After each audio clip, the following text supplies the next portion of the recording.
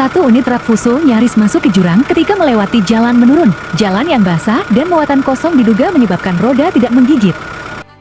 Sehingga ketika sopir menginjak rem, truk malah terpeleset dan selip. Beruntung sopir tenang dalam mengendalikan mobilnya. Truk yang sedang parkir di bawah turunan ikut membantu menahan mobil yang terpeleset.